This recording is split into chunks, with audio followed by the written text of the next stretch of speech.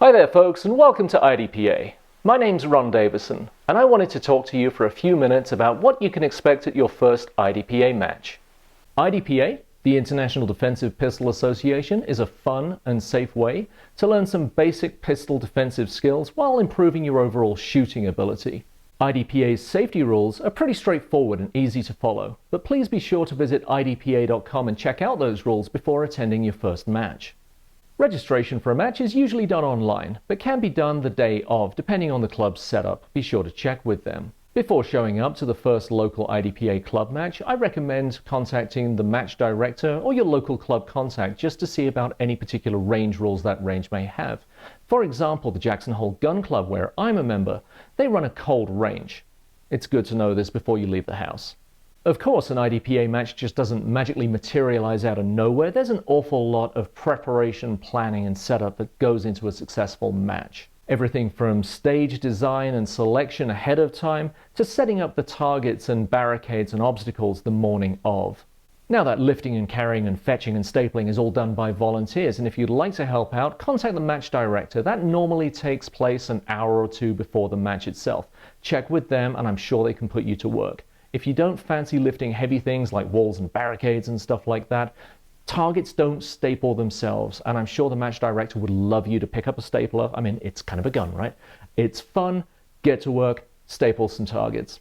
A mandatory safety briefing, also known as a shooter's brief, is usually conducted 15 to 30 minutes before the start of the match, and it is necessary that you attend in order to be able to be eligible to shoot, because the match director is usually going to be too busy to give you a one-on-one briefing just before the match begins. It's also a great time to meet other shooters and ask any informal questions that you may have before the match gets going.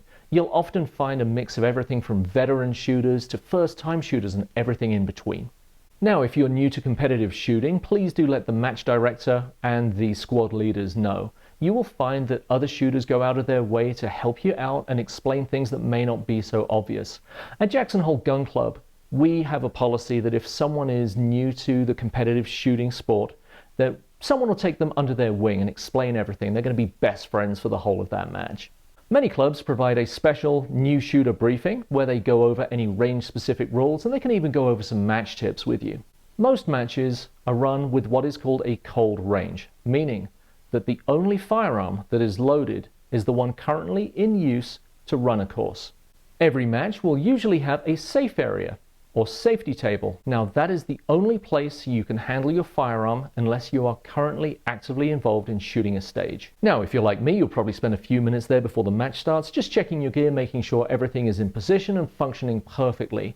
You may also need to visit the safe area during the match in case some problem or malfunction occurs. If you're not currently shooting a stage or in a safe area or at a safety table, your firearm either has to be holstered or in your range bag.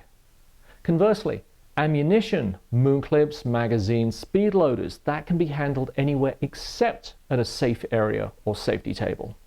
Failure to abide by these rules will invariably result in a match disqualification, known as a DQ. Nobody wants that. And unfortunately, if you're disqualified, you cannot continue in the match. Most matches ask that all participants assist with resetting the range between shooters. That involves resetting the targets and also repairing the cardboard targets. Some places call that patching, pasting, or taping them. What I can tell you is it makes the match go a lot quicker and smoother than if only the safety officers were doing it. Also, it's a good way of getting your steps in for the day. It's really important that you listen to the safety officer at all times. They are there for your safety. One of the biggest things you can do is make sure that the safety officer has declared the range safe before you go down range to help reset targets. The other things that you can do to assist with the match flow: be ready to come to the line when your name is called. And the other thing is, once you've shot, please don't be down there picking up brass as another competitor is coming to the line. It just slows everything down. Following these tips should ensure that you have a safe, successful, and overall enjoyable first IDPA match. For more information about range commands, scoring, rules, and equipment, please visit idpa.com. Thanks very much for your time, and always remember, as a wise man once said, you can't miss fast enough to win. Take care.